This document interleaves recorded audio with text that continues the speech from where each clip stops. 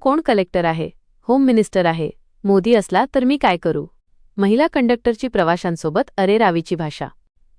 बुलढाणा जिल्ह्याच्या वरवट बकाल बस थांब्यावर एसटी महामंडळाच्या शेगाव आगारातील एका महिला कंडक्टरने बसमधील चढलेल्या जादा प्रवाशांना खाली उतरवून देत त्यांच्याशी अरेरावीची भाषा केलीय।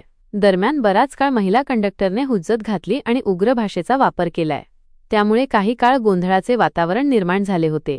याचे व्हिडिओ सध्या सोशल मीडियावर चांगलेच व्हायरल होत आहेत। शेगाव आगाराची एसटी बस वरवट बकालवरून शेगावडे जात असताना बसमध्ये प्रवाशांनी मोठी गर्दी केली होती। यावेळी महिला कंडक्टर आणि प्रवासी यांच्यात किरकोळ वाद झाला।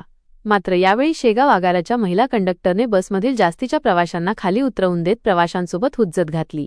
शिवाय तू कोण कलेक्टर आहे का, होम मिनिस्टर आहे का, मोदी असेल तर मी काय करू, अशा प्रकारची उग्र भाषा वापरली आणि बराच वेळ बस थांब्यावर गोंधळ घातला।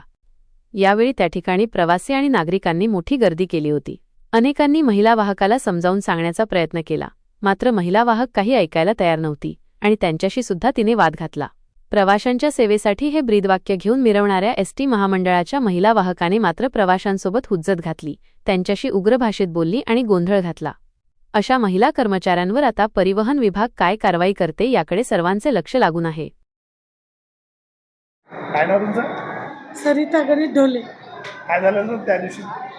त्या दिवशी प्रवाशांनी माझ्यासोबत मला शिवीगाळ केली होती। माझ्या गाडीत खूप गर्दी होती, तर मी त्यांना म्हणत होती जागा नाही आहे, तर ते म्हणत होते की का बरं नाही जागा।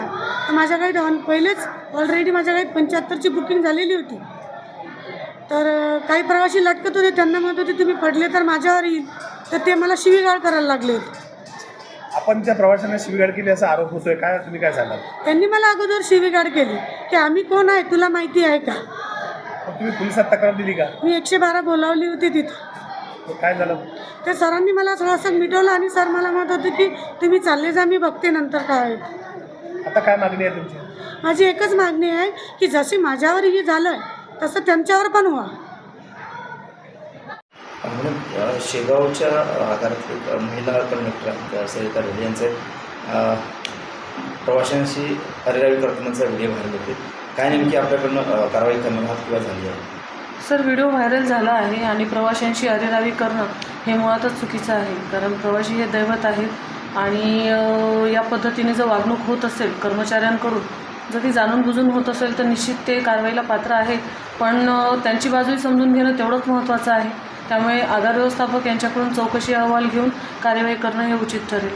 त्यामुळे दोघेही साईड समजून घेणं महत्त्वाचं आहे। चौकशी अहवाल मागवते आहे त्याचा। पण अशा पद्धतीनं अरेरावी योग्य आहे? नाही, निश्चितच नाही। प्रवासी हे दैवत आहे, प्रवाशांच्या जीवावर आपण आहोत आणि त्यांच्याशी या पद्धतीने वागणं हे निश्चितच योग्य नाही।